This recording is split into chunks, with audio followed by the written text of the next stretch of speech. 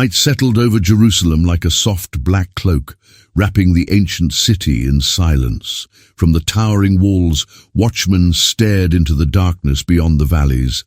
Inside, the narrow stone streets still echoed with the footsteps of merchants closing their stalls, priests making their final rounds, and families gathering for evening meals.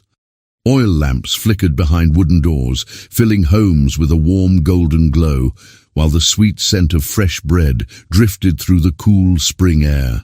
To an outsider, Jerusalem looked peaceful. It looked eternal.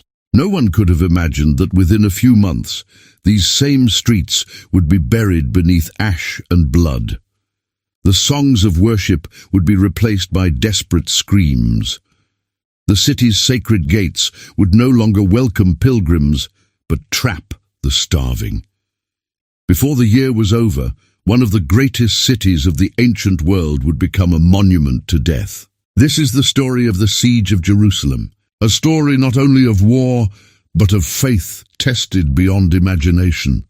A story of courage, betrayal, starvation, and unimaginable suffering.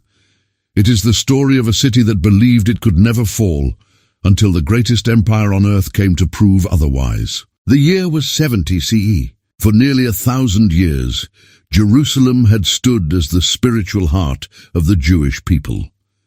Built upon rugged hills, surrounded by deep valleys, and protected by massive stone walls, the city was far more than a political capital. It was a place where heaven and earth seemed to meet. At its highest point stood the magnificent Second Temple. Its white limestone walls gleamed brilliantly beneath the Middle Eastern sun, while sections covered in gold reflected light so intensely that travelers approaching from miles away often had to shield their eyes. To millions of worshippers, it was the holiest place on earth, a sacred house where prayers rose toward God, sacrifices were offered, and generations came seeking forgiveness, hope, and peace. Pilgrims traveled incredible distances to reach Jerusalem.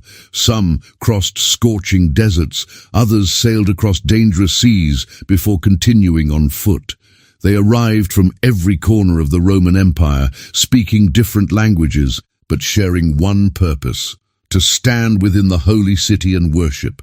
During major festivals, especially Passover, Jerusalem transformed completely. Its population swelled as hundreds of thousands of visitors poured through the city gates. Every inn overflowed. Homes welcomed distant relatives. Markets became crowded with merchants selling grain, oil, wine, spices, livestock, and handcrafted goods. Children laughed through the narrow streets while musicians played lively melodies. Priests, dressed in spotless white garments, carried out sacred rituals from dawn until sunset. To many, Jerusalem did not simply feel protected. It felt chosen. The city had survived countless hardships throughout its long history. Empires had risen and fallen. Invaders had marched across the region. Kings had fought for control of its hills. Yet Jerusalem always endured. Every generation believed that no matter how dark the times became, God would preserve his holy city. That belief gave people confidence. But confidence can sometimes become dangerous. Far beyond Jerusalem's walls stretched an empire unlike anything the world had ever seen. The Roman Empire ruled lands from the windswept coasts of Britain to the deserts of North Africa, from the Atlantic Ocean to the distant provinces of the East. Its roads connected thousands of cities. Its armies conquered kingdoms with relentless discipline. Wherever Rome marched, nations bowed. Roman soldiers were feared across the known world. Each legionnaire trained for years before entering battle. They marched in perfect formation, carried heavy armor over astonishing distances, and obeyed commands without hesitation. They built bridges, roads, and entire fortresses with remarkable speed. Against such discipline, many armies collapsed before the fighting had truly begun. Rome did not simply wage war, it mastered it. Yet even this mighty empire had one persistent problem. Judea! The people living there refused to think of themselves as merely another Roman province. They had their own traditions, their own laws, and above all, an unshakable devotion to their faith. They believed that no emperor, not even the ruler of Rome, stood above their God. For years, tensions simmered. Heavy taxes angered ordinary citizens. Roman governors often showed little respect for Jewish customs. Small acts of resistance grew into open defiance. Whispers of rebellion spread from village to village until those whispers became battle cries. Rome had crushed rebellions before. It expected this one to be no different. But what began as another uprising would soon become one of the bloodiest sieges in ancient history. As the people of Jerusalem celebrated festivals, prayed within the temple, and trusted in the strength of their walls, events beyond the horizon were already moving against them. Roman commanders gathered experienced legions. Blacksmiths forged fresh weapons. Engineers prepared siege machines capable of tearing apart walls once thought impossible to breach. Supply wagons filled with grain, timber, iron, and stone rolled steadily toward Judea. An army was coming, not merely to punish, not simply to occupy, but to destroy the rebellion once and for all. Inside Jerusalem, few understood the scale of the danger. Many believed the city's towering fortifications would protect them. Others believed divine intervention would prevent disaster. Some even welcomed the possibility of war, convinced that victory had already been promised. History would remember those hopes with heartbreaking irony, because the greatest threat facing Jerusalem was not only outside its walls, it was already growing within them. Political rivalries divided leaders. Armed factions competed for power. Pride replaced unity. Men who should have stood shoulder to shoulder instead turned against one another, unaware that their divisions would become one of Rome's greatest weapons. While Jerusalem argued, Rome prepared. Every passing day brought thousands more soldiers closer. Every passing day shortened the time left for peace. Beyond the distant hills, disciplined legions marched beneath crimson standards, bearing the imperial eagle. Their synchronized footsteps echoed across the countryside like the steady beat of fate itself. Villages fell silent as the endless columns advanced, shields shining beneath the morning sun. The storm was no longer approaching. It had already begun. Soon, the city that believed itself untouchable would be surrounded. Soon its gates would close, and for those trapped inside, they would never open again. The fall of Jerusalem did not begin with the first Roman soldier climbing its walls. It began years earlier. Long before the siege engines thundered against the city's defenses, before starvation haunted every home, and before flames consumed the temple, another fire had been burning, a fire of anger, humiliation, and rebellion. For generations, the people of Judea had lived under the shadow of Rome. The Roman Empire did not simply conquer lands, it absorbed them. Kings were replaced by governors loyal to the emperor. Local laws survived only as long as they did not challenge Roman authority. Every conquered nation was expected to pay taxes, obey imperial rule, and accept that Rome alone decided its future. To many provinces, this arrangement brought stability. To Judea, it brought resentment. The Jewish people believed they were bound by a covenant with God. Their laws, traditions, and faith shaped every part of daily life. They worshipped one God alone and rejected the idea that any earthly ruler deserved divine honor. This belief placed them on a collision course with Rome. Roman emperors expected loyalty above all else. In many parts of the empire, statues of the emperor stood in temples, and citizens offered sacrifices in his honor as a sign of allegiance. But in Judea, such acts were seen as idolatry, an unforgivable violation of God's commandments. Every disagreement deepened the divide. Roman officials often failed to understand Jewish customs. Some treated the temple with disrespect. Others imposed harsh taxes that crushed ordinary families already struggling to survive. Farmers watched much of their harvest disappear into the hands of tax collectors. Merchants paid fees at every turn. Craftsmen worked harder each year, only to see little reward. The burden became almost unbearable. In crowded marketplaces, whispers spread among the people. How much longer must we endure this? Has God abandoned us? When will our freedom return? These were dangerous questions, because once enough people begin asking them, rebellion is never far behind. Not everyone agreed on how to respond. Some believed patience was the answer. They urged cooperation with Rome, hoping peace would preserve both the nation and the temple. Others could no longer tolerate foreign rule. Among them emerged fierce groups of revolutionaries, men who believed freedom could only be won through bloodshed. They became known for their unwavering determination and willingness to die rather than surrender. To them, compromise was betrayal. Every Roman patrol became a target. Every collaborator became an enemy. Small attacks soon turned into organized resistance. Then in 66 CE, the tension finally exploded. The spark came when widespread outrage over Roman abuses ignited open revolt. Across Judea, Jewish fighters attacked Roman garrisons. Fortresses that had symbolized Roman power suddenly found themselves surrounded by determined rebels.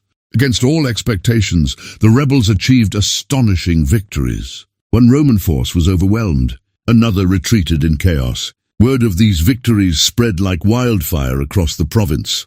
Villages celebrated. Crowds filled the streets with songs of triumph. Many believed they were witnessing a miracle. For the first time in years, hope replaced fear. People whispered that perhaps Rome was not invincible after all. Perhaps the mighty empire could be defeated. Perhaps God himself was fighting beside them. But Rome did not see these events as isolated battles. It saw them as an unforgivable insult. No empire survives by allowing rebellion to spread unchecked. If one province successfully broke free, others might follow. The rebellion in Judea had become more than a local uprising. It was a direct challenge to Roman authority. The response would be swift and merciless. Far away in the heart of the empire, orders were issued. Rome would not negotiate. Rome would not forgive. It would send one of its finest generals to crush the rebellion completely. Soon, experienced legions began moving toward Judea from every direction. These were not inexperienced recruits. They were hardened veterans who had fought across Europe, Asia, and Africa. They had crossed frozen rivers, stormed mountain fortresses, and conquered kingdoms far larger than Judea. Their discipline was legendary. Each soldier carried nearly everything he needed to survive: armor, weapons, tools, food, and supplies. They marched mile after mile without complaint, building roads and fortified camps wherever they stopped. Every movement was calculated. Every order was obeyed without hesitation. Where they marched, resistance often disappeared. As news of the approaching Roman army spread, fear quietly returned. Some villages surrendered immediately. Others prepared for battle. Families packed what little they could carry and fled into the hills, hoping to escape the coming storm. But many people looked toward Jerusalem, the holy city, protected by massive walls, guarded by faithful defenders, home to the sacred temple. If any place could withstand Rome, surely it was Jerusalem. The city soon became a refuge. Streams of men, women, and children entered its gates, bringing livestock, carts, tools, and whatever food they could gather. Refugees believed the walls would keep them safe until the Romans withdrew.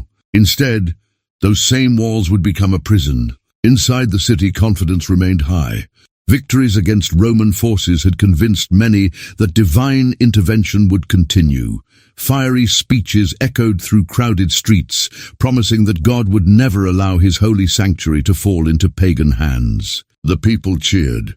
They sharpened swords. They strengthened defenses. They prepared for glory.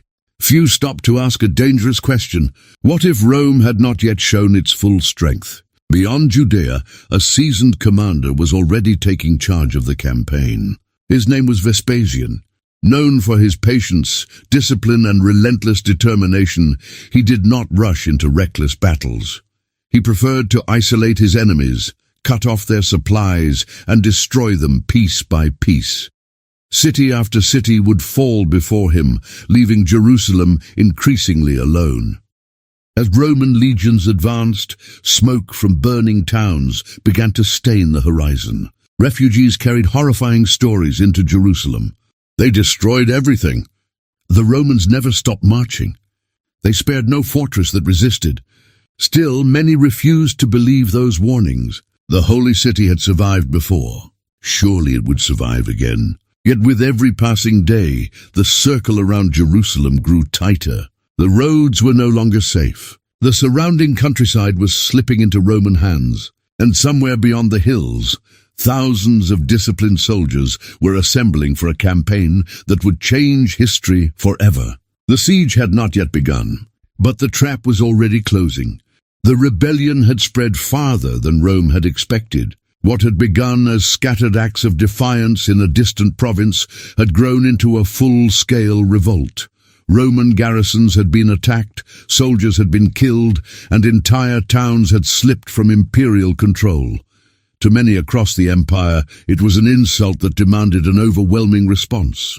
Rome could not afford to appear weak. An empire that ruled millions through fear and discipline depended on one unshakable belief, that rebellion always ended in defeat. So the emperor made his decision. The task of crushing Judea would not be given to an ordinary commander. It would be entrusted to one of Rome's most experienced generals. His name was Vespasian. Unlike the flamboyant heroes celebrated in legends, Vespasian was a practical soldier. He did not seek glory through reckless charges or dramatic speeches. He believed in patience, preparation, and relentless pressure. Over decades of military service, he had earned a reputation for winning wars, not with emotion, but with cold calculation. He understood a simple truth. A battle could be won in a single day, but a war was won long before the fighting began. When Vespasian received his orders, he wasted no time. Messages spread across the empire, summoning seasoned legions from distant provinces. Supplies were gathered on a massive scale. Blacksmiths worked day and night, forging swords, spearheads, helmets, and shields. Engineers prepared wagons loaded with timber, iron tools, ropes, nails, and siege equipment. Rome was preparing not for a raid, but for conquest. Soon, thousands of soldiers assembled under crimson banners, decorated with the golden eagle, the proud symbol of Roman power. The legions stretched across the landscape for miles. Infantry marched in perfect formation, each man's footsteps matching those beside him. Cavalry rode along the flanks, their horses kicking clouds of dust into the air. Archers, engineers, medics, and laborers followed behind, forming a military machine unlike anything the ancient world had ever seen. Every soldier carried heavy armor, a large rectangular shield, a short sword known for its deadly efficiency, and several javelins designed to pierce enemy defenses before close combat even began. But their greatest weapon was not their steel, it was their discipline. Each legionnaire trained relentlessly. They practiced building camps in a matter of hours. They drilled until every movement became instinct. They learned to fight shoulder to shoulder, trusting the man beside them completely. Fear could break an ordinary army. It rarely broke a Roman legion. As Vespasian marched into Judea, he refused to attack Jerusalem immediately. Many expected a direct assault on the holy city.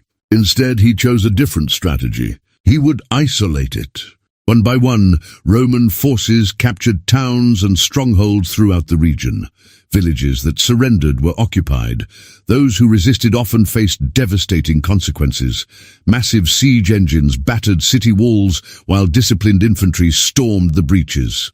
Smoke rose across the countryside. Fields that had once fed entire communities were abandoned. Roads filled with terrified refugees carrying whatever possessions they could save. Families watched helplessly as the Roman advance consumed everything in its path. Some prayed, others fled. Many joined the growing stream of people heading toward Jerusalem, believing its mighty walls offered the only hope of survival. Inside the holy city, the arrival of so many refugees created an illusion of strength. The streets became more crowded than ever before. Some saw the swelling population as proof that all of Judea stood united. Few realized that every new arrival also meant another mouth to feed if the city became trapped. Meanwhile, Vespasian continued tightening his grip. He captured strategic fortresses. He secured supply routes. He cut off support for the rebels. Piece by piece, Judea was being dismantled. Then, just as the campaign seemed ready to reach its climax, everything changed. Far away in Rome, political chaos erupted. The emperor Nero was dead. His death plunged the empire into a brutal struggle for power. Rival generals declared themselves emperors. Civil war threatened to tear Rome apart. The conquest of Judea suddenly became a secondary concern. Vespasian halted his advance. He waited. The future of the empire itself hung in the balance. Months passed in uncertainty. Then came astonishing news. The Roman legions had proclaimed Vespasian as the new emperor. The seasoned general who had marched into Judea was now destined to rule the entire Roman Empire. But emperors did not personally lead distant campaigns. Vespasian returned to Rome to claim the throne, leaving the final assault on Jerusalem in the hands of the man he trusted most. His eldest son, Titus. Though younger than his father, Titus had already proven himself an exceptional commander. Charismatic, intelligent, and fearless, he inspired confidence among his soldiers. Yet, he also inherited his father's patience and understanding of siege warfare. He knew Jerusalem would not fall easily. Its towering walls were among the strongest in the region. Its defenders were fiercely determined, and thousands believed that God himself would protect the city. A careless assault could cost Rome thousands of lives. Titus would not make that mistake. Instead, he carefully studied Jerusalem's defenses. He examined the surrounding hills. He observed the city's walls, gates, and towers. He listened to reports from scouts who had watched every movement inside the city. Then he began preparing one of the most famous sieges in ancient history. Within Jerusalem, confidence still remained. Many believed Rome's political turmoil was a sign that God had intervened. Surely, they thought, the empire would abandon its campaign.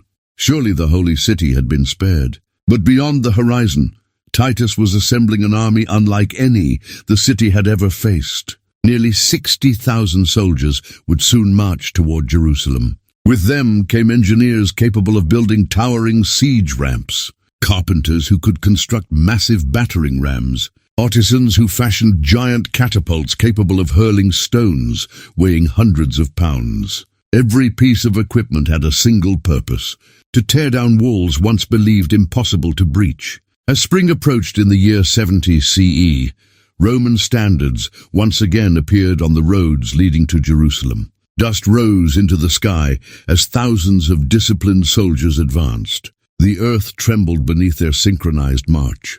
From the city's watchtowers, sentries stared into the distance. At first, they saw only a faint cloud, then the glimmer of countless shields, then the crimson banners of Rome. The army had arrived, and this time, it had no intention of leaving until Jerusalem ceased to exist. Long before the first Roman trumpet echoed across the hills, long before catapults hurled stones against ancient walls, Jerusalem was alive. The city awakened each morning to the sounds of merchants calling out their prices, blacksmiths striking glowing iron with heavy hammers, children laughing through narrow alleyways, and priests chanting prayers that drifted from the temple courts. The smell of freshly baked bread mixed with incense, carried by the wind, while flocks of sheep were guided through the crowded streets toward the temple for sacrifice. To those who lived there, Jerusalem was more than a city. It was the center of their world. Every stone carried a story. Every gate had witnessed generations pass beneath its towering arches. Every pathway had been walked by kings, prophets, priests, and pilgrims, seeking the presence of God. At the heart of it all stood the magnificent Second Temple. Its brilliant white walls rose high above the city, crowned with gold that shimmered beneath the morning sun. Travelers approaching Jerusalem often described seeing the temple long before they reached the city itself. From a distance, it appeared almost like a snow-covered mountain glowing against the blue sky. For the Jewish people, there was no place more sacred. Here priests offered sacrifices from dawn until dusk. Here songs of worship echoed through vast courtyards. Here thousands gathered to celebrate the festivals commanded by their ancestors for centuries. To pray within these walls was considered one of life's greatest blessings. And now another Passover was approaching. As was tradition, pilgrims began arriving from every direction. They came on foot across rocky hills. Families traveled with donkeys carrying food, blankets, and small children. Others arrived in caravans after weeks of crossing deserts. Ships unloaded travelers at Mediterranean ports, where they continued their journey inland until the holy city finally appeared on the horizon. Every road led to Jerusalem. The city became more crowded with each passing day. Markets overflowed with life. Merchants sold olives, figs, dates, honey, fish, grain, spices, wine, and fine fabrics from distant lands. Potters displayed freshly fired jars. Jewelers polished silver ornaments beneath the afternoon sun. Shepherds bargained loudly over the price of lambs destined for temple sacrifices. Voices filled every corner. Some spoke Aramaic. Others spoke Greek or Latin. Yet despite their different languages, they shared one purpose: to celebrate Passover in the city chosen by God. No one knew they were walking into a trap. The timing could not have been worse. As pilgrims continued pouring into Jerusalem, Titus and the Roman legions were already closing in. Normally, visitors would leave after the festival ended. This year, almost none of them would have the chance. The city's population swelled to extraordinary numbers. Every spare room was occupied. Courtyards became campsites. Families slept beneath awnings and rooftops. The streets remained crowded even after sunset, illuminated by hundreds of flickering oil lamps. To many, the overwhelming crowds felt like a blessing. Surely such a vast gathering of faithful worshippers could never be abandoned by God. But beneath the city's vibrant surface, another reality was unfolding. Jerusalem was deeply divided. Its greatest enemy was not yet standing outside the walls. It was already inside them. Several rival factions struggled for power, each convinced that only they could save the nation. Some leaders urged caution. Others demanded immediate resistance against Rome. Still others fought each other with shocking brutality. Arguments that began in council chambers spilled into the streets. Old rivalries became open hatred. Weapons were drawn, not against Roman soldiers, but against fellow Jews. Ordinary citizens watched in disbelief. Neighbors who had lived peacefully together for years suddenly found themselves trapped between competing groups. Loyalty became dangerous. Choosing the wrong side could mean imprisonment or death. Yet even as tensions escalated, daily life continued. Children still played in the narrow streets, chasing one another through crowded marketplaces. Young couples planned weddings. Parents taught their sons the scriptures. Elderly men gathered beneath shaded archways to discuss politics and prophecy, debating whether the long-awaited deliverer would soon appear. Many believed the coming battle would not last long. They spoke confidently of miracles. Had God not rescued Israel before? Had mighty armies not fallen in earlier generations? Some recalled the destruction of invading forces described in the sacred writings. Others insisted that no foreign army could ever destroy the city where God's holy temple stood. Their faith gave them courage, but courage alone could not fill empty granaries. As refugees continued entering Jerusalem from the surrounding countryside, supplies began disappearing faster than anyone expected. Bread became more expensive. Water had to be carefully managed. Storehouses that once seemed full suddenly looked far less secure. Few worried. After all, the siege had not yet begun. There was still time. Outside the city, however, Roman scouts observed everything. From nearby hills, they counted the growing crowds. They studied every gate. They mapped every wall, every tower, every vulnerable approach. Nothing escaped their attention. Titus understood something the people inside Jerusalem did not. The larger the city's population became, the faster starvation would spread once the gates were sealed. He did not need to storm the city immediately. Time itself could become one of Rome's deadliest weapons. As evening settled over Jerusalem, families gathered for meals, offering prayers of gratitude before breaking bread together. Children listened to stories of Moses leading Israel out of Egypt. Parents reminded them how God had protected his people through impossible trials. Hope filled every home. Beyond the city walls, campfires suddenly appeared across the surrounding hills. At first, only a few lights flickered against the darkness, then dozens, then hundreds. By midnight, The hills surrounding Jerusalem glowed with thousands of fires. Each one marked a Roman camp. Each one represented disciplined soldiers waiting patiently for dawn. From the highest towers, watchmen stared into the night with growing unease. The horizon itself seemed to burn. The city that had welcomed pilgrims with songs and celebration was now surrounded by an ocean of fire. When the sun rose the next morning, the people of Jerusalem would see what no generation before them had ever witnessed. The full might of Rome standing at their gates. Dawn broke slowly over the hills of Judea. The first rays of sunlight crept across the valleys, washing Jerusalem's stone walls in a warm golden glow. For a brief moment, the city looked as peaceful as it always had. Then the horns sounded. A deep, haunting blast rolled across the countryside. It was not the call of shepherds. It was not the sound of temple worship. It was the unmistakable signal of a Roman army. From the watchtowers, guards strained their eyes toward the horizon. What they saw stole the breath from their lungs. The hills surrounding Jerusalem were moving, not with animals, not with refugees, but with thousands upon thousands of soldiers. Their polished helmets caught the morning sunlight, creating what looked like a river of silver flowing across the earth. Crimson banners fluttered above the marching columns, each carrying the golden eagle of Rome, the symbol of an empire that had conquered kingdoms from Britain to Egypt.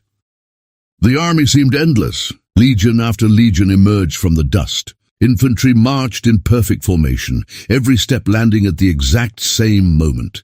Cavalry rode along the flanks, their horses snorting clouds of dust into the cool morning air. Engineers guided wagons loaded with timber, iron tools, ropes, and massive machine parts. Behind them came long lines of supply carts. Thousands of mules carried grain, weapons, medical supplies, and tents. Rome had not come for a quick battle. It had come to stay. Word spread through Jerusalem within minutes. "The Romans have arrived! They're here!" People rushed into the streets. Mothers clutched their children. Merchants abandoned their stalls. Priests climbed rooftops for a better view. Crowds gathered along the city walls, staring in stunned silence at the overwhelming force below. Some had expected a large army. No one had expected this. Nearly 60,000 men surrounded the holy city. For every defender standing on Jerusalem's walls, several Roman soldiers waited below. Yet Titus did not order an immediate attack. He studied the city carefully. From horseback, he observed its towering fortifications. Jerusalem was protected by multiple defensive walls, reinforced towers, and steep natural terrain. A reckless assault would cost thousands of Roman lives. Titus preferred certainty over haste. He would first make escape impossible. Roman soldiers spread out across the surrounding hills with astonishing precision. Within hours, camps began to appear. Every camp followed the same carefully planned design. Ditches were dug. Earthen walls were raised. Wooden palisades were erected. Guard towers stood watch over every entrance. By sunset, an entire military city surrounded Jerusalem. The efficiency was terrifying. Many inside Jerusalem had never witnessed Roman engineering before. To them, it seemed almost impossible that thousands of soldiers could build fortified camps in a single day. But this was what Roman legions had practiced for generations. Every soldier was also a builder. Every camp became a fortress. Every night, the army slept behind defenses of its own making. As darkness fell, thousands of campfires illuminated the hills. From Jerusalem's walls, the sight was unforgettable. The city appeared trapped inside a glowing ring of fire. Children asked their parents what would happen next. Few adults had an answer. The following morning, Titus made his first move. Roman cavalry swept across the surrounding countryside, cutting off roads leading into the city. Messengers attempting to escape were captured. Travelers hoping to enter Jerusalem were turned back or taken prisoner. The holy city was beginning to suffocate. Inside the walls, confidence remained surprisingly strong. Many defenders mocked the Romans from atop the battlements. They shouted insults. They laughed at the soldiers below. Some even hurled stones toward the enemy, believing the mighty walls would never fall. Their confidence came from history.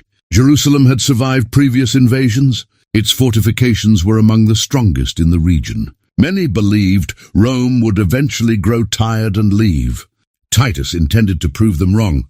Soon, strange machines began appearing outside the city. At first, they looked like enormous wooden skeletons. Huge beams of timber were assembled piece by piece. Massive wheels supported towering frames. Long wooden arms stretched toward the sky. The defenders watched with growing concern. Roman engineers were constructing siege engines, gigantic catapults capable of launching enormous stones. Ballistae designed to fire massive iron-tipped bolts through groups of soldiers. Towering siege towers that would eventually rise above the city walls, and battering rams protected beneath heavy wooden roofs built to smash through even the strongest gates. Each machine represented years of Roman engineering knowledge. Each one had reduced countless cities to rubble. As the engines neared completion, Titus ordered a demonstration. A catapult crew carefully loaded a massive stone. The soldiers stepped back. The commander raised his arm. Then the machine roared. The stone screamed through the air with terrifying speed. Moments later, it crashed into the city's outer wall with a thunderous explosion. The impact echoed across Jerusalem. Dust and fragments of stone burst into the air. People in nearby streets screamed. Children cried as buildings trembled from the force. Silence followed. Then another catapult fired. And another. And another. The bombardment had begun. Although the walls held firm, everyone inside the city now understood a chilling truth.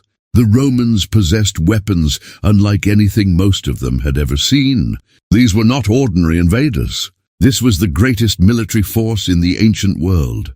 Still, Jerusalem refused to surrender. The defenders answered with arrows, slings, and their own smaller siege engines. The first exchanges of the siege filled the sky with missiles. Arrows darkened the air. Stones crashed against stone. War cries echoed from both sides. For the first time, blood stained the ground outside Jerusalem's walls. The siege had truly begun. But Titus had one more weapon, one that required neither swords nor catapults. Patience. He knew that every day the city remained surrounded, its food supplies would shrink.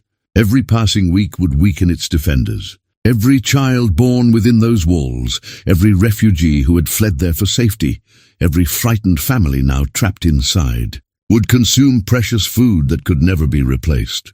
The Romans could wait. Jerusalem could not. As the sun disappeared beyond the western hills, smoke from thousands of Roman campfires rose once again into the evening sky. Inside the city, many still prayed for a miracle. Outside the walls, the legions sharpened their swords. Neither side could know that the worst horrors of the siege were still to come. Soon, the greatest enemy inside Jerusalem would not be the Roman army. It would be hunger. The Roman army surrounded Jerusalem. Its banners lined the hills. Its catapults shook the walls. Its soldiers waited with the patience of hunters, watching wounded prey. But as Titus prepared his next move, something unexpected happened. The city began destroying itself. Jerusalem had every reason to stand united. Outside the walls waited the most powerful army on earth. Every sword, every loaf of bread, and every able-bodied defender should have been devoted to resisting Rome. Instead, the people turned against one another. The holy city was no longer ruled by a single leader. Power had splintered into rival factions, each claiming to be the true defender of Israel. Every group believed its own vision would save Jerusalem. Every leader distrusted the others. Old rivalries, political ambition, and religious extremism poisoned the city's unity. The Romans watched from outside. Inside, civil war erupted. The streets that had once echoed with the songs of pilgrims now rang with the clash of steel. Men who spoke the same language, prayed in the same temple, and worshipped the same God, killed one another without mercy. Entire neighborhoods became battlegrounds. Families barred their doors, praying that armed men would pass them by. Mothers hid their children beneath beds or inside storage rooms as fighting spilled through the narrow streets. Fathers stood helplessly outside their homes, knowing that choosing the wrong side could mean the death of everyone they loved. No place felt safe, not even the temple. Its sacred courtyards, once filled with worshippers bringing offerings before God, became occupied by armed factions. The sounds of prayer were interrupted by shouting, violence, and bloodshed. The very place that symbolized unity for the Jewish people had become another battlefield. For many faithful priests, it was heartbreaking. They watched in disbelief as hatred invaded the holiest place in their world. Outside the walls, Roman scouts reported everything they observed. Smoke rising from inside the city, fires burning where no Roman attack had taken place. The unmistakable sounds of fighting among the defenders themselves. Titus listened carefully. He understood exactly what it meant. Jerusalem was weakening without him lifting another finger. Then came one of the greatest tragedies of the entire siege. The city's food supplies became a target. Some faction leaders feared that if the siege lasted too long, ordinary citizens might eventually surrender to Rome in exchange for food and safety. To prevent even the possibility of surrender, extremists committed an act so shocking that many could scarcely believe it.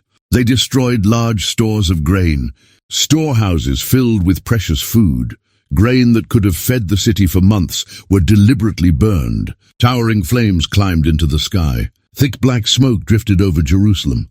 People rushed toward the fires carrying buckets of water, desperate to save the harvest. It was too late.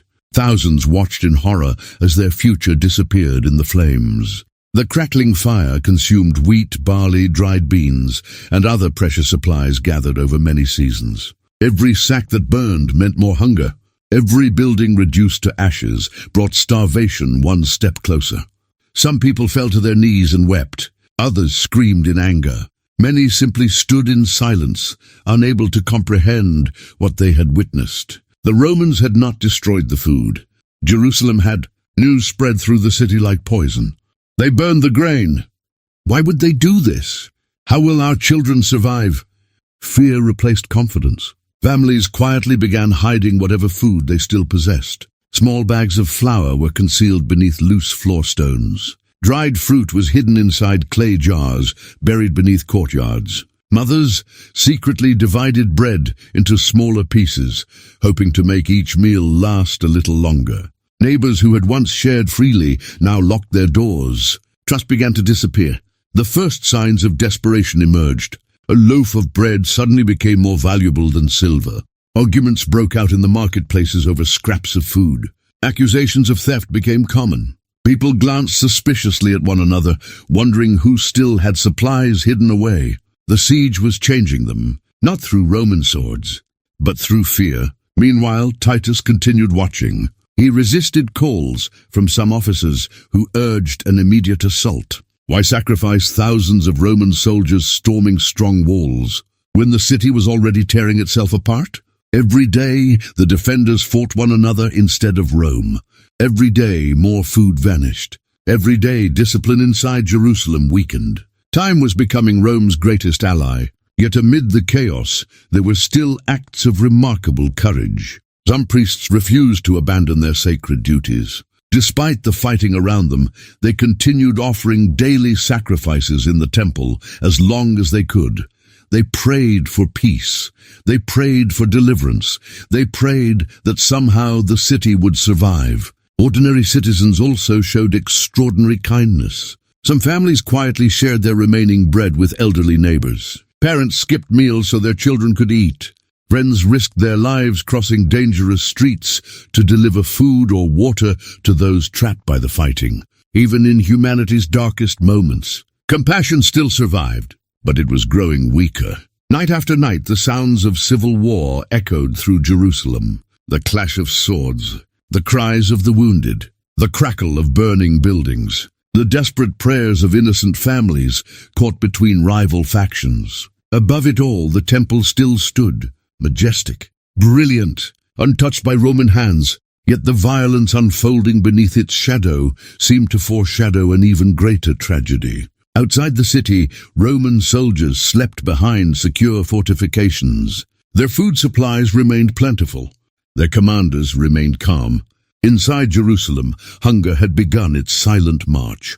The granaries were gone, the divisions were deepening, and the greatest battle of the siege was no longer being fought against Rome, it was being fought against desperation itself. Soon, that desperation would spread into every home, every street, and every heart within the walls. And when hunger finally took hold, it would prove more merciless than any sword. For days, the Roman army had waited. The city was surrounded. Its roads were cut off. Its defenders were divided. Now Titus decided it was time to strike.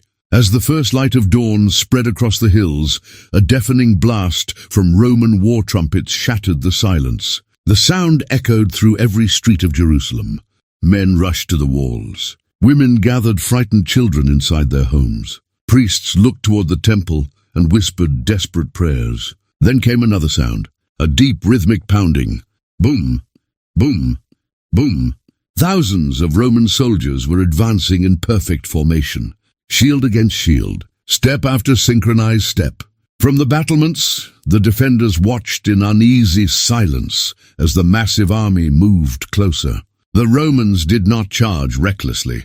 They advanced like a machine. Archers marched behind heavy infantry. Engineers pushed enormous siege towers mounted on giant wooden wheels. Teams of oxen dragged battering rams protected beneath thick wooden roofs, covered with wet animal hides, designed to resist fire. Behind them rolled giant catapults and ballistae, each one capable of turning stone into deadly missiles. Every movement had been carefully planned.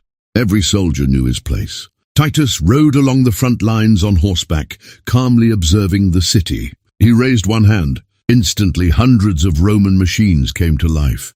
The first catapult released. A massive stone screamed through the air. For a heartbeat, the city held its breath. Then, crash! The boulder slammed into Jerusalem's outer wall with such force that the impact shook nearby towers. Chunks of ancient limestone exploded into the air, raining down on defenders below. Another stone followed, then another. Soon dozens of catapults were firing together. The sky itself seemed filled with flying rock. Each impact thundered through the city like an earthquake. Dust rolled over the walls. Buildings trembled. People covered their ears as the bombardment continued without mercy. Some of the stones were so enormous that they crushed entire sections of defensive platforms where soldiers had been standing only moments before. Cries of pain rose above the chaos, yet the defenders refused to retreat. Archers rushed into position. At the command of their officers, hundreds of bowstrings snapped at once. A dark cloud of arrows swept toward the advancing Romans. Many legionnaires immediately locked their shields together. The arrows rattled harmlessly against wood and iron. Others struck exposed soldiers, sending wounded men collapsing into the dust. Roman medics quickly dragged the injured away, while fresh soldiers stepped into their places without hesitation. The assault never slowed. Next came the battering rams. Each ram consisted of a gigantic tree trunk, tipped with an iron head shaped like a ram's horn. Suspended by heavy chains beneath protective roofs, they swung forward with terrifying force. Boom! The first strike echoed across the valley. The wall held. Boom! A second impact sent vibrations through the stone. Boom! Again, again, again. Each blow shook the ancient fortifications that had protected Jerusalem for generations. The defenders knew exactly what was happening. If the battering rams continued long enough, even the strongest wall would eventually crack. They had to stop them. Without hesitation, Jewish fighters leaned over the battlements, hurling heavy stones onto the wooden shelters below. Others launched flaming torches soaked in oil, hoping to ignite the siege machines. For a moment, flames spread across one of the protective roofs. Roman soldiers shouted. Smoke rose into the air. Cheers erupted from the city walls. But the celebration was short-lived. The wet animal hides covering the machines prevented the fire from spreading. Roman engineers quickly extinguished the flames and pushed the battering ram forward once again. The pounding resumed. Meanwhile, towering siege towers rolled steadily toward the walls. These incredible structures rose nearly as high as Jerusalem's fortifications. Inside them, Roman archers fired downward at defenders who had once believed themselves safely above the battlefield. For the first time, the advantage of height belonged to Rome. Arrow after arrow found its mark. Defenders collapsed where they stood. Others hurried to replace them. Every section of the wall became a desperate struggle for survival. By midday, the battlefield had become almost impossible to recognize. Broken arrows covered the ground. Fragments of shattered stone littered the valleys. The cries of commanders, the screams of the wounded, and the constant thunder of siege engines blended into one endless roar. The smell of smoke mixed with blood and dust. Still, Jerusalem stood. Its walls, though scarred and damaged, had not fallen. Inside the city, word spread that the Romans had failed to break through. Some celebrated too early. Many believed the worst had passed. But Titus was not discouraged. He had expected fierce resistance. A single day of fighting would never determine the outcome. He calmly ordered his soldiers to continue. Repair the damaged machines. Bring more timber. Gather more stone ammunition. Prepare for tomorrow. Rome possessed something Jerusalem could never replace. An endless supply of men and resources. Every broken catapult could be repaired. Every fallen soldier could be replaced. Every failed assault offered another lesson. Inside Jerusalem, every casualty was permanent. Every broken section of wall weakened the city's defenses. Every arrow spent was one less available for tomorrow. As darkness settled over the battlefield, both armies finally withdrew from the walls. Roman campfires once again illuminated the surrounding hills. Within the city, exhausted defenders collapsed where they could find rest. Some cleaned blood from their wounds. Others searched desperately for missing family members. Many climbed to the rooftops and stared silently toward the temple, wondering how much longer they could endure. The first great assault had ended. Jerusalem still stood, but the walls were wounded. The defenders were exhausted, and Titus had learned exactly where the city's defenses were weakest. He smiled quietly as he studied his maps by the light of a flickering oil lamp. Tomorrow, the Romans would return. And with every passing day, the walls of Jerusalem would grow weaker. While the people inside fought to protect their city from Roman steel, another enemy continued its slow, invisible advance. The food stores were shrinking. The wells were under pressure. And somewhere in the darkness, hunger was waiting. The walls of Jerusalem still stood. The defenders still fought with courage. The temple still rose above the city, its golden roof catching the morning sun as if nothing had changed. But beneath that illusion of strength, a silent enemy had begun its work. It could not be struck with a sword. No wall could keep it out. No prayer alone could make it disappear. Its name was hunger. At first, the changes were almost impossible to notice. Merchants who once displayed overflowing baskets of grain now arranged only a few small sacks on their stalls. Bakers, who had filled entire shelves with fresh loaves each morning, began selling half as much. Housewives wandered from market to market, hoping to find flour before it was gone. Prices rose every day. A loaf of bread that once cost a single coin now cost several, then several more. Soon, only the wealthy could afford even the smallest meal. For everyone else, every bite became precious. Families quietly changed their routines. Breakfast disappeared. Lunch became a piece of dried fruit or a handful of barley. Parents smiled at their children, pretending they had already eaten, while secretly giving away the last of their own food. Every mother hoped her child would never notice the hunger in her own eyes. Every father silently counted the remaining sacks of grain, knowing they would not last much longer. As the weeks passed, the markets began to empty. Stalls that had once overflowed with olives, figs, dates, fish, and vegetables now stood abandoned. The laughter of merchants was gone. The cheerful bargaining that once filled Jerusalem had been replaced by whispers. "Do you have any bread?" "I'll trade my cloak." "My ring?" "My tools." Anything. People no longer bought food with money alone. They traded their possessions. Fine clothing, silver jewelry, family heirlooms passed down through generations. Everything had a price, if it could be exchanged for something to eat. Outside the walls, Roman soldiers watched the city patiently. Supply wagons continued arriving from across the empire. Fresh bread baked daily inside the Roman camps. Wine flowed freely. Meat roasted over open fires each evening. The smell drifted toward Jerusalem whenever the wind changed. It was a cruel reminder. The enemy surrounding them had more food than it could eat. The people inside had almost none. Soon fear replaced generosity. Families stopped telling neighbors how much food they still possessed. Clay jars were buried beneath floors. Small bags of grain were hidden inside walls. Children were warned never to speak about meals outside the home. Even close friends began keeping secrets, because hunger changes people. It whispers dangerous thoughts. It convinces good people to do things they once believed impossible. Then the thefts began.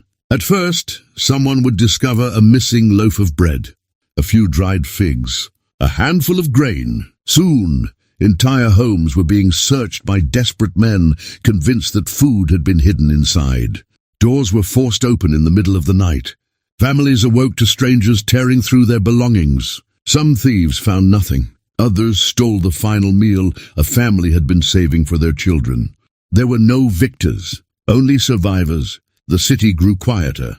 Children no longer played in the streets. They lacked the strength. Their laughter faded, replaced by weak cries for food. Parents searched desperately for anything edible. Wild herbs growing between cracks in stone, leaves from neglected gardens, roots pulled from the dry earth. Nothing was considered worthless anymore. Animals disappeared from the streets. Dogs, cats, birds. Anything that could provide even a little nourishment quickly vanished. People who had once celebrated great feasts now fought over scraps that would have been ignored only months earlier. The human body began to change. Strong men grew thin. Their faces became hollow. Their clothing hung loosely from shrinking frames. Old people struggled to walk. Many collapsed where they stood, too weak to continue. The sick recovered slowly, if they recovered at all. Disease spread more easily among bodies already weakened by starvation. Every morning, more families discovered that someone they loved had not survived the night. Still, the fighting continued. The defenders climbed the walls each day, despite trembling legs and empty stomachs. Some soldiers stood watch for hours without food. Others fainted while carrying stones or drawing their bows. Yet they refused to abandon their positions. They believed surrender meant losing everything. Outside, Titus noticed the change. Roman scouts reported fewer defenders on the walls. The arrows fired from the city had become less frequent. The shouts of confidence had grown quieter. The siege was working exactly as he had planned. He called his commanders together. "There is no need to rush," he reportedly reasoned. "Hunger is fighting for us." So the Romans tightened their grip. Anyone attempting to slip through the siege lines in search of food faced almost certain capture. Some escaped under the cover of darkness. Most did not. Those who returned carried almost nothing. Those who were caught rarely returned at all. Inside Jerusalem, hope began to fade. People still gathered in the temple to pray. They still begged God for deliverance. But the prayers were now filled with desperation rather than confidence. How much longer? When will this end? Have you forgotten us? No answer came. Only silence and the growing ache of empty stomachs. As another night settled over Jerusalem, thousands lay awake, unable to sleep. Not because of Roman catapults, not because of the sounds of battle, but because hunger had become a constant companion. It gnawed at them every hour, every minute, every breath. Few realized that this was only the beginning. The famine had not yet reached its darkest hour. Soon the city would witness acts so horrifying that survivors would struggle to speak of them for the rest of their lives. Jerusalem was no longer merely under siege. It was slowly consuming itself from within. And before long, the line between survival and humanity would begin to disappear. By now, Jerusalem was no longer the city it had been. The bustling markets were silent. The songs of pilgrims had vanished. The aroma of fresh bread had disappeared from the streets. Only smoke, dust, and the smell of death lingered in the air. The famine had tightened its grip so completely that every waking moment revolved around one desperate question. Where can I find food? Morning brought no relief. People no longer woke with hope. They woke with hunger. Parents searched every corner of their homes, hoping to discover a forgotten handful of grain or a single dried fig hidden months before. Children cried until they no longer had the strength to cry. Then came the silence, a silence far more terrifying than screams. Many children simply lay in their mother's arms, too weak to speak. Their hollow eyes stared blankly into space. Their ribs showed beneath pale skin. Their tiny hands clung to their parents as if afraid to let go. For many families, there was nothing left to give. As starvation spread, morality itself began to crumble. Bands of armed men roamed the streets, searching house after house. They believed everyone was hiding food. Doors were kicked open. Floors were torn apart. Storage jars were smashed. If someone looked healthy, it was enough to arouse suspicion. "You've been eating. Tell us where you've hidden it."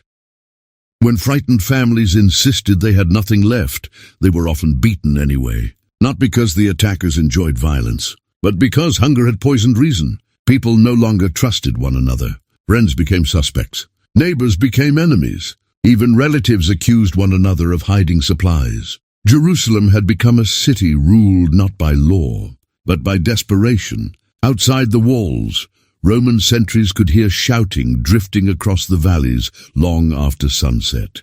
The defenders were fighting among themselves, almost as fiercely as they fought the Romans.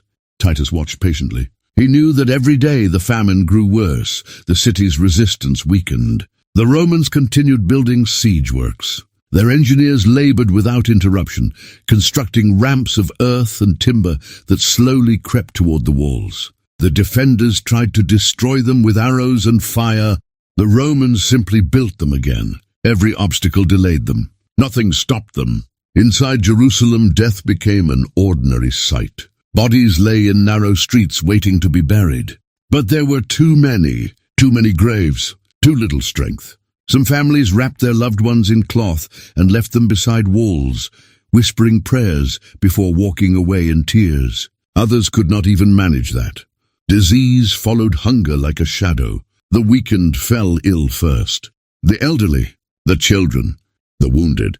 Soon entire households disappeared. Windows remained closed. Doors never opened again. The city that had once overflowed with life now echoed with an unbearable stillness. Among those trapped inside was the Jewish historian Flavius Josephus, who would later record many of the horrors of the siege after surrendering to the Romans. His writings remain one of the primary historical sources describing what happened during those terrible months. Josephus wrote that famine spared no one, neither the rich nor the poor, neither priests nor soldiers. The suffering reached every corner of Jerusalem. He also described one event so shocking that even centuries later, readers struggle to believe it. According to Josephus, a woman named Mary, driven beyond the limits of human endurance by starvation, committed an act that became one of history's most haunting symbols of the siege. After days without food, after losing everything, she killed and cooked her own infant child. When armed men, smelling food, forced their way into her home and demanded she surrender whatever meal she had prepared, she reportedly revealed what she had done. Even the hardened men were horrified. They backed away in silence. The story spread through Jerusalem like a nightmare. Whether heard firsthand or passed from one terrified family to another, it shattered what little hope remained. People whispered the tale in disbelief. Some refused to believe it. Others wept openly. Many simply lowered their heads, realizing how far their city had fallen. Starvation had driven human beings beyond imagination. No victory, no cause, no political ambition could erase that tragedy. Outside the city, the Romans also heard reports of the famine's horrors. Some soldiers felt pity. Others believed it proved that resistance was futile. Titus himself reportedly wished to capture the city intact if possible. But the siege had already taken on a life of its own. Every passing day increased the suffering. Every passing day made surrender less likely, because many defenders believed death was preferable to submission. As darkness fell once more, the temple still stood above Jerusalem. Its walls gleamed beneath the fading light. From a distance it remained magnificent, beautiful, sacred. Yet beneath its shadow, thousands were dying not from Roman swords, but from hunger. The holy city had become a place where faith and despair existed side by side, where prayers rose toward heaven, while death walked the streets below. The siege was entering its final, most merciless stage, and beyond the walls, the Romans were preparing a terrifying message for anyone who still dreamed of escape. A message written not with ink, but with crosses. By the height of the siege, Jerusalem had become a prison. No fresh food entered the city. No safe road remained open. The towering walls that had once symbolized protection had become the very barriers, trapping more than 100,000 desperate souls inside. Yet as starvation tightened its grip, some people reached a breaking point. They could no longer bear the cries of their children. They could no longer watch their loved ones waste away. And so, under the cover of darkness, they made a desperate choice. Escape.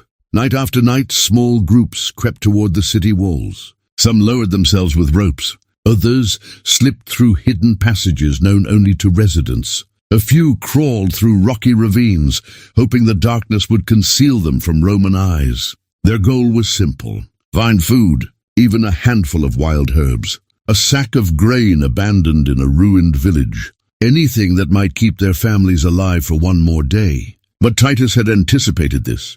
Roman patrols watched every valley. Mounted cavalry swept across the countryside at all hours. Archers guarded likely escape routes. The siege ring was nearly impossible to break. One by one, the escapees were captured. At first, Titus questioned the prisoners. He hoped some might reveal weaknesses in Jerusalem's defenses or persuade those inside to surrender peacefully. But as more and more people attempted to flee, the Roman commander chose a harsher strategy. He wanted everyone inside Jerusalem to understand one terrifying truth. There would be no escape. The punishment was crucifixion. Every day, Roman soldiers led prisoners to the hills surrounding the city. Heavy wooden beams were driven into the rocky ground. The condemned were stripped, bound or nailed to the crosses, and lifted into the air, where everyone on Jerusalem's walls could see them. The executions did not happen in secret. They were meant to be seen. A warning, a message, a weapon of fear. According to the ancient historian Flavius Josephus, so many people were crucified that the surrounding landscape became crowded with crosses. He wrote that wood eventually grew scarce because so many trees had been cut down to construct them. Each morning more crosses appeared. Each evening more bodies hung silently against the darkening sky. Families standing on Jerusalem's walls searched the victims' faces. Some recognized fathers. Some recognized brothers. Some recognized children who had slipped away, hoping to find food. There was nothing they could do. They could only watch. Inside the city, horror spread almost as quickly as hunger. No one spoke openly about escaping anymore. Those who had once dreamed of slipping through the Roman lines abandoned the idea. The hills themselves had become a graveyard. The Romans understood the psychology of siege warfare. A starving enemy could still fight. A hopeless enemy often could not. Yet despite the terror, not everyone surrendered to despair. Some people still risked everything for others. A father quietly gave the last piece of bread to his daughter. An elderly woman shared a cup of water with a stranger too weak to stand. Priests continued offering prayers as long as they were able, refusing to abandon their sacred duties even as famine consumed the surrounding city. Their acts of compassion did not end the suffering, but they reminded the people that humanity had not completely disappeared. Outside the walls, Roman life continued with relentless order. The legions trained every morning. Weapons were sharpened. Armor was repaired. Fresh supplies arrived almost daily. Engineers worked tirelessly, extending massive earthen ramps toward Jerusalem's defenses. The soldiers joked around campfires. They ate warm meals. They slept behind secure fortifications. For many young legionnaires, the siege had become routine. Another day, another patrol, another execution, another step toward victory. Inside Jerusalem, every sunrise brought new tragedy. The number of funerals had become impossible to count. The dead outnumbered those who could bury them. Many bodies remained where they had fallen, and the summer heat filled the air with the sickening smell of decay. Disease spread through overcrowded streets. The living walked among the dead. Yet the defenders still refused to surrender. They climbed the battered walls with what little strength remained. They fired arrows that grew fewer each day. They hurled stones with trembling hands, not because they believed victory was certain, but because they believed surrender would mean the end of everything they held sacred. Titus respected their determination. But he did not intend to let it change his plans. Standing on a nearby hill, he looked toward the temple rising above the city. He knew that as long as Jerusalem resisted, more Romans would die storming its defenses. The siege had already lasted for months. He wanted it finished. His officers gathered around him as he studied the battered outer walls. At last, he gave the order, "Prepare for the final assault." Across the Roman camps, trumpets sounded. Engineers redoubled their efforts. The great battering rams were rolled forward once again. Fresh stones were stacked beside the catapults. Thousands of soldiers tightened the straps on their helmets and checked the edges of their swords. The moment they had been preparing for had arrived. Jerusalem had endured bombardment. It had endured a civil war. It had endured starvation. Now, it would face the full force of Rome. And before many more days had passed, the ancient walls that had protected the holy city for generations would finally begin to fall. The morning began with an eerie silence. No catapults fired, no arrows darkened the sky. Even the Roman camp seemed strangely still. From the walls of Jerusalem, exhausted defenders peered into the distance, unsure of what the silence meant. Some dared to hope. Perhaps the Romans had finally given up. Perhaps reinforcements had arrived elsewhere. Perhaps, against all odds, the siege was ending. Then, the Roman war horns sounded. Their deep, mournful blasts rolled across the valleys like thunder, sending a chill through everyone inside the city. Moments later, the earth itself began to tremble. Thousands of Roman soldiers advanced in perfect formation.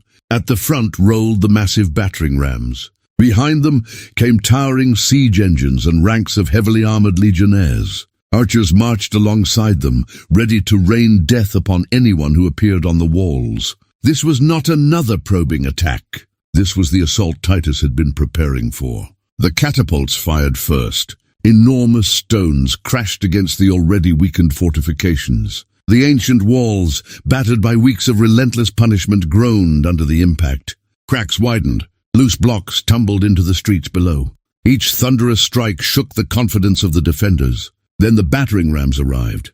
Boom! The first blow echoed through the city. Boom! The second sent dust pouring from the damaged masonry. Boom! Again, again, again. The iron heads smashed relentlessly against the same weakened sections of wall. Roman soldiers shielded the rams, while archers kept the defenders pinned down. Every attempt to burn the machines failed. Every desperate counterattack was driven back. Then it happened. A deafening crack split the air. For a brief second, the wall seemed to hesitate. Then an entire section collapsed in a cloud of dust and shattered stone. The outer defenses of Jerusalem had been breached. A roar erupted from the Roman army. Trumpets blared. Soldiers raised their swords and surged toward the opening. Inside the city, panic spread like wildfire. The wall has fallen.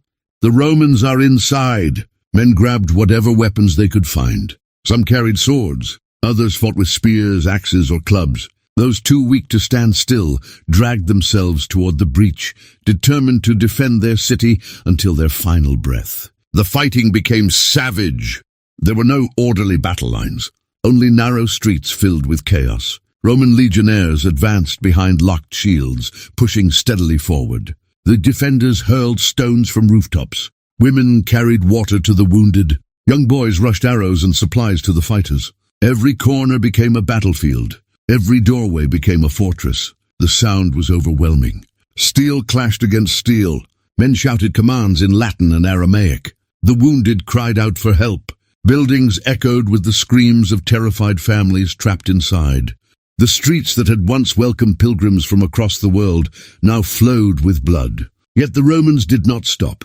Whenever resistance stiffened, fresh soldiers replaced the exhausted front ranks. The defenders had no such luxury. Every man who fell was one fewer to protect the city. Hours passed, street by street, house by house. The Roman army forced its way deeper into Jerusalem. Still, the Jewish defenders fought with astonishing determination.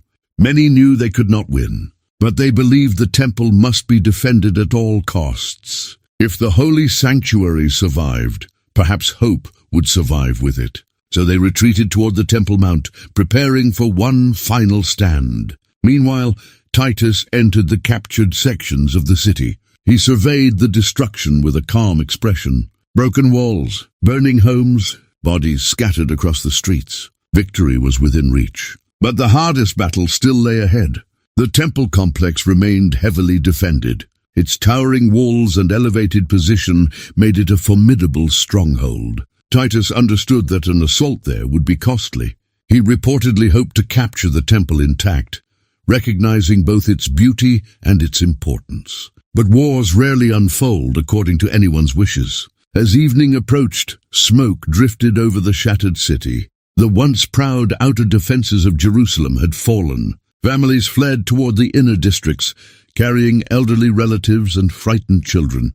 Many had nowhere left to run. Behind them marched the Roman legions. Ahead of them stood the temple, the last great symbol of hope.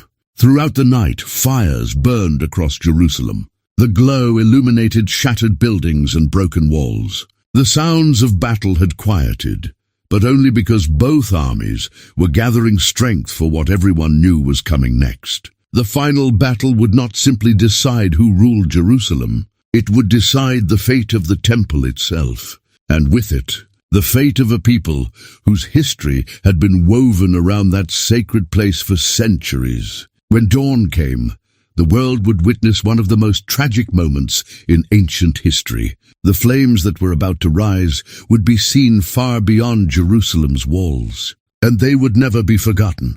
The sun rose over Jerusalem through a veil of smoke. What had once been a city of gleaming white stone was now scarred by fire and ruin. Entire neighborhoods had been reduced to rubble.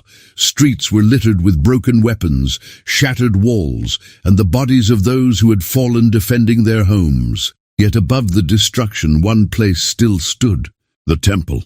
Its brilliant white walls still caught the morning light. Its golden decorations still reflected the rising sun. To the defenders, it was more than a building. It was the heart of their faith. As long as the temple remained standing, many believed that Jerusalem had not truly fallen. Thousands of survivors fled toward the Temple Mount.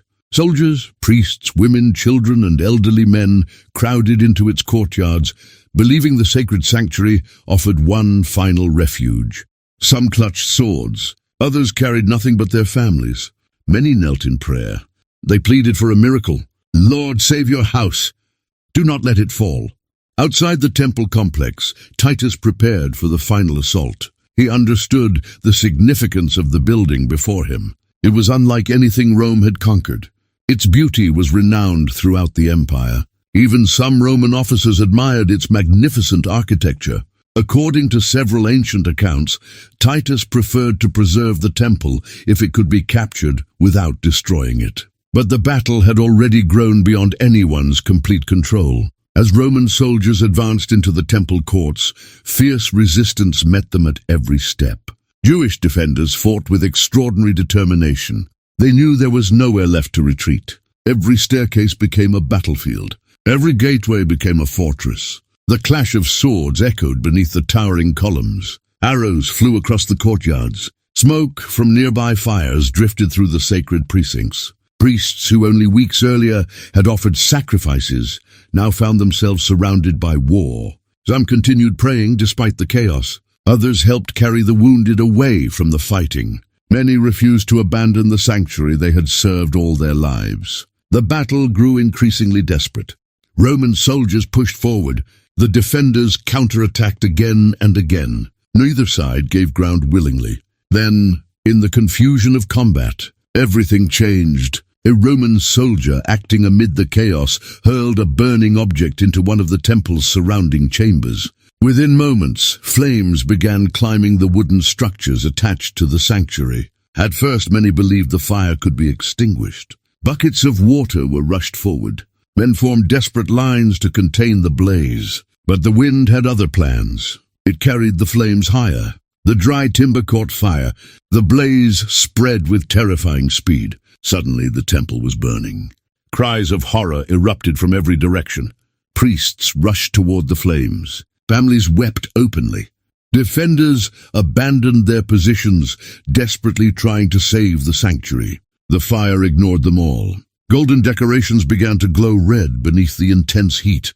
Massive cedar beams cracked with explosive force. Columns disappeared behind walls of smoke. The roar of the fire soon drowned out the sounds of battle itself. Even experienced Roman soldiers stopped to watch. Many had expected to capture one of the greatest religious buildings in the ancient world. Instead, they witnessed it being consumed before their eyes. The flames climbed higher and higher. Thick black smoke rolled into the sky, visible for miles across Judea. People beyond the city walls could see the towering column of smoke rising above Jerusalem. They knew something unimaginable had happened. Inside the temple courts, panic overwhelmed everyone. Some attempted to flee. Others refused to leave. Many embraced one another as the fire spread around them. Ancient scrolls, sacred furnishings, generations of history. Everything disappeared into the inferno. The intense heat caused parts of the structure to collapse. Great stones crashed into the courtyards below. Sparks filled the air like a storm of burning stars. For many Jewish survivors, it felt as though the end of the world had arrived. The place where generations had worshipped God. The place toward which countless prayers had been directed. The place their ancestors had rebuilt with hope and sacrifice was vanishing before their eyes. Roman discipline also began to break down. Some soldiers, seeing valuable treasures inside the temple complex, rushed forward to seize whatever they could. Gold, silver, and precious objects were taken amid the confusion. The desire for victory mixed with the temptation of plunder. Titus reportedly attempted to restore order, but the battle, the fire, and the chaos had become impossible to fully control. The destruction continued, hour after hour. By evening, much of the temple complex had become a mountain of burning debris. The brilliant white sanctuary that had dominated Jerusalem's skyline for centuries was now hidden beneath flames and smoke. As darkness settled over the city, the fire illuminated the night. Its glow reflected from the faces of Roman soldiers. It reflected in the tear-filled eyes of survivors. It reflected from the shattered stones of a city that had lost its greatest treasure. When the flames finally began to die down, the second temple was gone. Only scorched walls and smoking ruins remained where one of the ancient world's most sacred places had once stood. But Jerusalem's suffering was not yet over. The city itself still resisted. Thousands remained trapped within its shattered streets. And as Roman soldiers pressed deeper into the ruins, the final chapter of the siege was about to begin. The fall of the temple had broken the heart of Jerusalem. Now, the city itself would face its final judgment. When dawn returned to Jerusalem, the temple was gone. Where its brilliant white walls had once reflected the morning sun, only blackened ruins remained. Smoke still drifted into the sky, carrying with it the bitter smell of burned cedar, scorched stone, and ash. For many of the city's defenders, hope died with the temple, yet surrender did not come, not because they believed they could still win, but because they believed there was nothing left to lose. Across the shattered streets, the final resistance began. Roman trumpets sounded once more. The legions advanced through the city in disciplined formations, moving street by street, clearing every neighborhood that still held defenders. There would be no more negotiations, no more warnings, only conquest. The fighting that followed was unlike anything Jerusalem had experienced during the previous months. There were no great battle lines. No open fields. Every alley became a battlefield. Every doorway concealed danger. Every rooftop could hide an archer or a desperate fighter with a stone. Roman soldiers forced open heavy wooden doors with axes and iron bars. Some houses had already been abandoned. Others contained terrified families hiding in silence, praying they would not be discovered. The soldiers searched each building carefully. Anyone still resisting was met with overwhelming force. Outside, smoke rose from homes set ablaze during the fierce fighting. The fire spread quickly through the tightly packed neighborhoods. Strong winds carried sparks from roof to roof until entire blocks disappeared beneath rolling flames. The city that had stood for centuries was being consumed before the eyes of its surviving inhabitants. Panic swept through the streets. Parents clutched their children as they searched desperately for somewhere, anywhere, to hide. Some fled into underground storage chambers. Others squeezed into narrow tunnels beneath the city. Many hid inside caves carved into the rocky hillsides. But Rome was methodical. One by one, the hiding places were discovered. The search continued without pause. Throughout the city, cries for missing loved ones echoed between collapsing buildings. A mother called for her son. A husband searched desperately for his wife. Children wandered through the smoke, separated from their families by the chaos. Many never found one another again. The suffering was beyond words. According to the ancient historian Flavius Josephus, the streets became so crowded with the dead that movement through parts of the city became difficult. While ancient casualty figures are debated by modern historians, there is broad agreement that the human cost of the siege was catastrophic. The survivors witnessed scenes they would carry in their memories for the rest of their lives. Homes reduced to ashes, sacred places destroyed, generations of family history erased in a matter of days. Even some Roman soldiers, hardened by years of warfare, paused at the scale of the devastation surrounding them. Victory had come, but it had come at an enormous human cost. Still, the campaign was not yet complete. Scattered groups of defenders continued fighting from fortified buildings and underground passages. Some launched sudden attacks before disappearing into the maze of ruined streets. Others refused every opportunity to surrender, choosing death rather than captivity. The Romans answered with relentless determination. Every pocket of resistance was surrounded. Every barricade was dismantled. Every remaining stronghold eventually fell. As the hours turned into days, organized resistance finally began to collapse. The swords that had defended Jerusalem for months slowly fell silent. The war cries faded. Only the crackling of burning buildings and the distant orders of Roman officers remained. Those who survived faced uncertain futures. Many were gathered together under Roman guard. Some were selected for forced labor. Others were taken away to be sold into slavery across different parts of the empire. Young and old alike found themselves separated from family members, uncertain if they would ever meet again. For countless survivors, the loss of freedom became another wound, added to the tragedy of losing their city. High above the ruins, Roman standards bearing the imperial eagle now flew over Jerusalem. The symbol of Rome stood where the defenders had once believed no foreign power could ever triumph. The siege was over. The city had fallen. Yet silence did not bring peace. It brought grief. As night descended over Jerusalem, fires still glowed among the ruins. The light reflected off broken walls, shattered towers, and streets that only months earlier had been filled with pilgrims celebrating Passover. Now they were empty. The voices were gone. The songs had ended. The holy city had become a landscape of smoke and sorrow.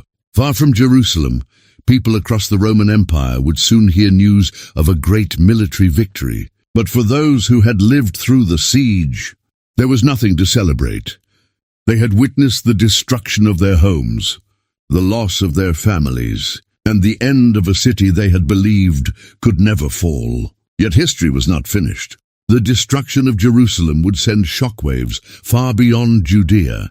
Its consequences would shape religions, cultures, and civilizations for centuries to come. The story of the siege was ending, but the story of its legacy, it was only the beginning. The battle was over. After months of relentless siege, after famine, civil war, disease, and unimaginable bloodshed, Jerusalem had finally fallen.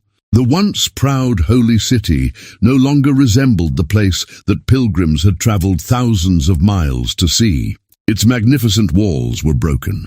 Its marketplaces were silent. Its homes were blackened by fire.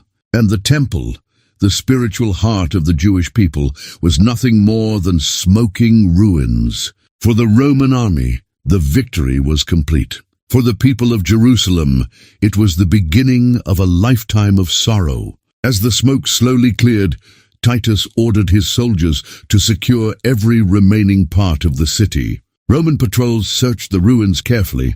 Collapsed houses, hidden chambers, underground tunnels, cisterns carved deep beneath the streets. Many survivors had spent days hiding in complete darkness, surviving on whatever little food they could find.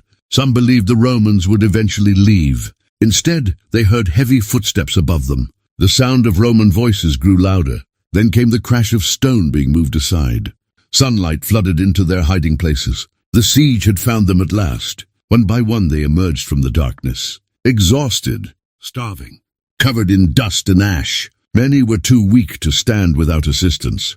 Others carried elderly parents or small children who had survived only by extraordinary luck. Some looked back one final time at the city they loved. Many would never see it again. Across Jerusalem, Roman officers counted prisoners. Young men considered strong enough for labor were separated from their families. Skilled craftsmen were identified. Others were marched away in chains to become slaves in different parts of the Roman Empire. Families that had survived months of suffering were now torn apart forever. Mothers reached desperately toward children being led in another direction. Brothers called out each other's names across crowded gathering points. Husbands searched endlessly for their wives. The answers never came. The war had ended. The heartbreak had not. Titus walked through the shattered streets surrounded by his officers. Victory belonged to Rome, yet everywhere he looked lay the terrible cost of that victory. Broken towers, collapsed homes, burned marketplaces, bodies still waiting to be buried. The silence itself seemed unnatural. Only weeks earlier, these streets had echoed with merchants bargaining, children laughing, and pilgrims singing songs of worship. Now, even the birds seemed reluctant to land. The Romans began dismantling what remained of the city's defenses. Large sections of Jerusalem's walls were deliberately torn down to demonstrate that no city, no matter how strong, could successfully rebel against Rome without consequences. A few towers were left standing, not as symbols of Jerusalem's strength, but as reminders of Rome's power. Anyone who visited the ruins would understand the message. This is what happens to those who challenge the empire. The destruction reached beyond buildings. Libraries containing precious writings had been lost. Family records disappeared beneath rubble. Generations of memories vanished in the flames. Countless works of art, craftsmanship, and history were gone forever. For many survivors, the loss could never be measured. They had not simply lost their homes. They had lost the center of their world. Far beyond Judea, news of Jerusalem's fall spread rapidly. Messengers carried reports across the Roman Empire. Cities celebrated Rome's triumph. Military commanders praised Titus and his legions. To the empire, the campaign was proof that Roman authority remained unshaken. But among Jewish communities scattered throughout the region, the news was met with disbelief, then grief, then mourning. How could the holy city have fallen? How could the temple, the place where generations had prayed, be gone? Many refused to believe the reports until survivors arrived, carrying the truth in their own tear-filled eyes. Some wore tattered clothing stained with smoke. Others carried nothing at all. They spoke quietly of famine, of fire, of endless suffering, of a city that no longer existed. Their stories spread from village to village, leaving entire communities in silence. The destruction of Jerusalem was not merely the fall of another ancient city. It marked the end of an era. For centuries, Jewish religious life had revolved around the temple. Its destruction forced profound changes that would shape Jewish life and worship for generations to come. As autumn approached, the smoke above Jerusalem finally began to fade. Grass slowly pushed through broken stones. The wind carried ashes through empty streets where crowds had once gathered. Nature itself began reclaiming what war had destroyed. Yet the memory remained. Long after the fires died, long after the Roman army marched away, long after the ruins settled into silence, people would continue telling the story, not because it was a tale of victory, but because it was a warning, a reminder of what happens when hatred divides a people, when war consumes a nation, when pride refuses every opportunity for peace. Jerusalem had fallen, but its story was far from over. The destruction of the city would echo through history for nearly 2,000 years, shaping the future of religions, empires, and civilizations in ways that no one standing among those ruins could yet imagine. The fires had burned out. The swords had fallen silent. The Roman legions had won, but as the dust settled over the ruins of Jerusalem, it became clear that this victory would be remembered for far more than a military conquest. The siege had changed history forever. The city that had once stood as the spiritual heart of the Jewish people now lay in ruins. The magnificent temple, which had drawn pilgrims from across the known world for centuries, was gone. The streets that had echoed with prayers and songs were empty. Jerusalem had survived countless invasions throughout its long history, but nothing compared to this. This time the city itself had been broken. In the months that followed, Rome worked quickly to secure its victory. The surviving prisoners were marched away from Judea under heavy guard. Many were forced into slavery across the empire. Others were assigned to labor on massive construction projects. Families who had survived the horrors of the siege now faced another cruel reality: life in exile. Some would never again see the land where they were born. Some would spend the rest of their lives serving strangers. Others disappeared into history, their names forgotten, but their suffering no less real. Meanwhile, Emperor Vespasian and his son Titus celebrated the campaign as one of Rome's greatest triumphs. When Titus returned to Rome, the victory was marked with a magnificent triumphal procession. Crowds lined the streets to cheer the conquering army.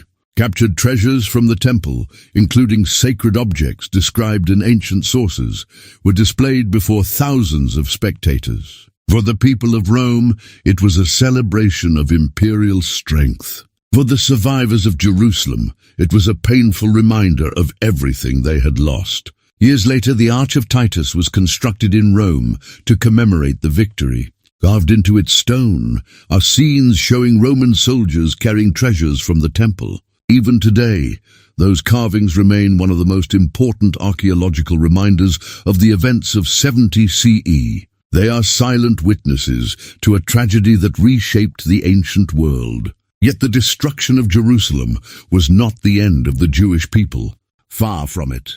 Without the temple, Jewish religious life underwent profound transformation. Worship gradually centered more on prayer, study, and local synagogues than on temple sacrifices. Communities scattered across different regions preserved their traditions, their scriptures, and their identity despite losing their spiritual center.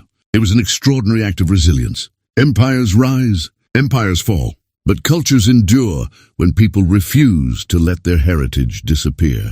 The siege also transformed the Roman Empire. It demonstrated the overwhelming power of the Roman military organization. But it also revealed the terrible cost of that power. Even Roman historians acknowledge the scale of the destruction. Entire communities had been devastated. Countless lives had been lost. One city had become a symbol of both imperial victory and human tragedy.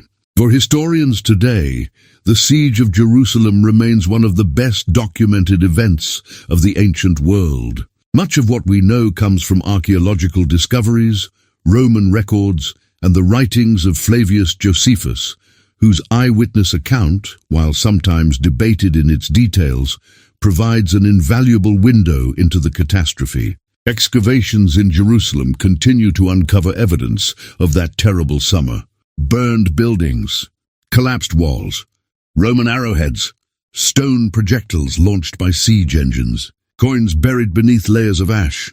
Each discovery tells the same story. The destruction was real. The suffering was immense. The city truly burned. But perhaps the most enduring legacy of the siege cannot be measured by broken stones or ancient ruins. It lives in memory.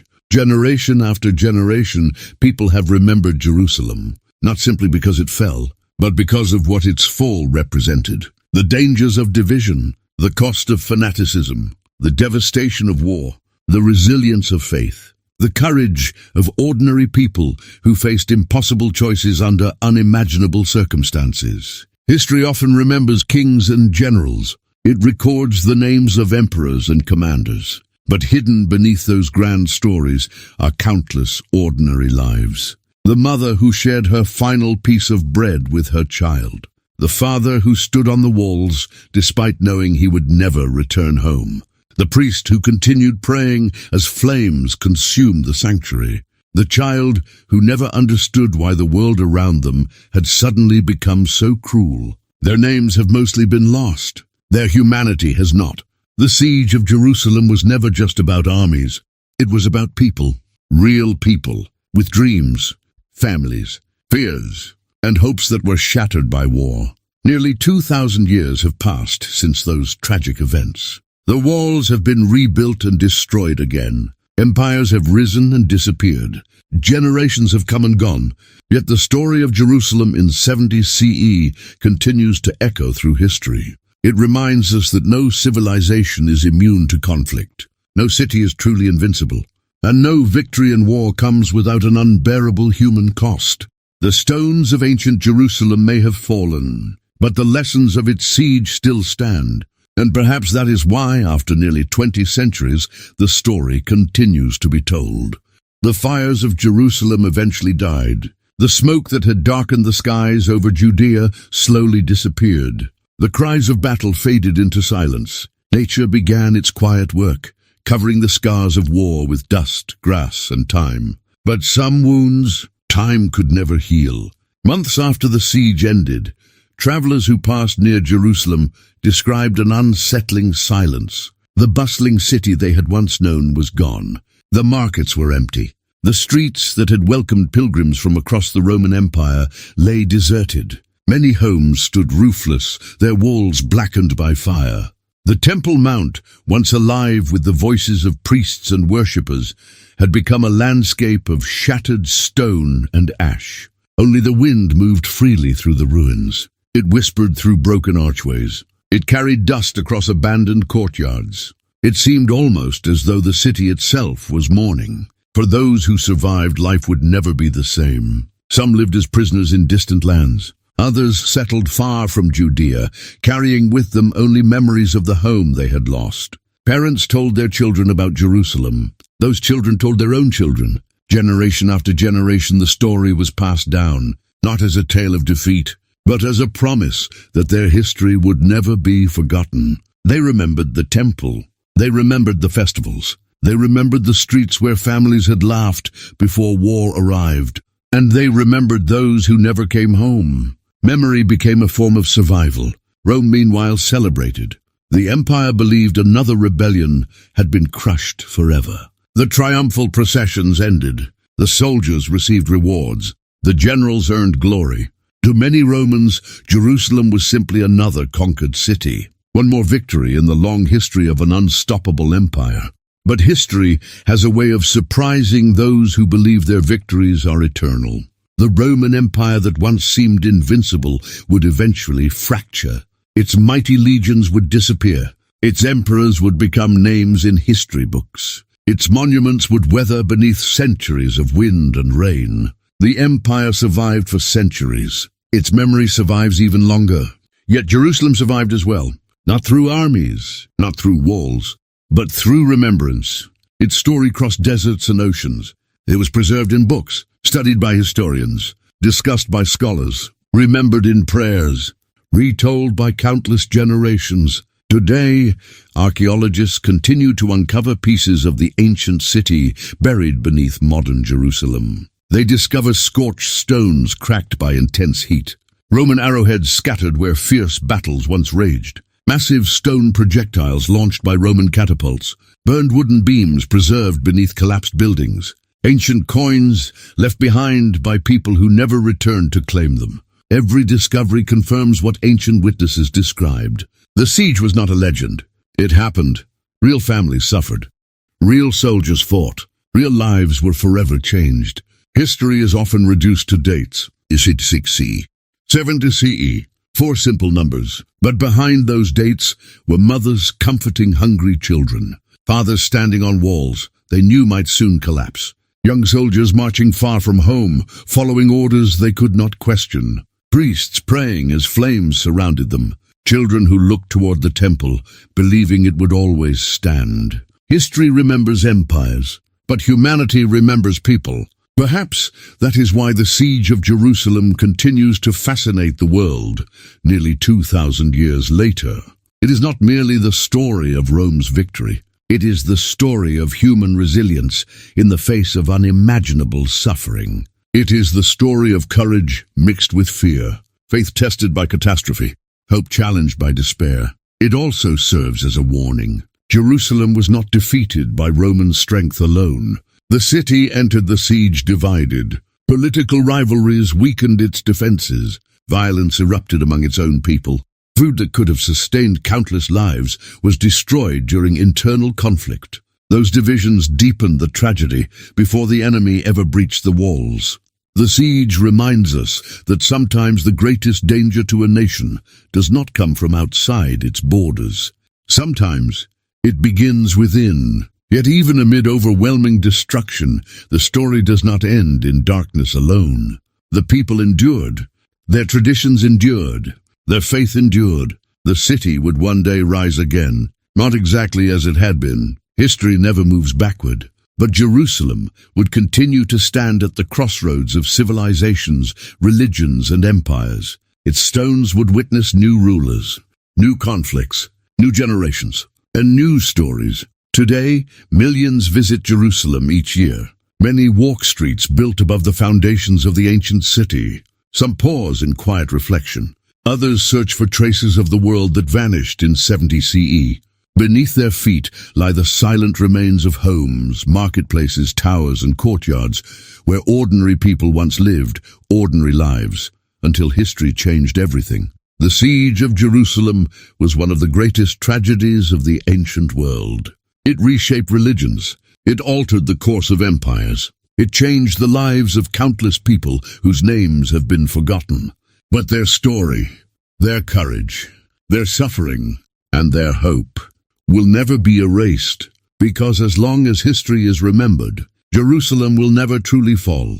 Its walls may have been broken, its temple may have been reduced to ashes, but its story continues to stand, a timeless reminder of the terrible cost of war, the strength of human endurance, and the enduring power of memory. Thanks for watching. Don't forget to subscribe and comment.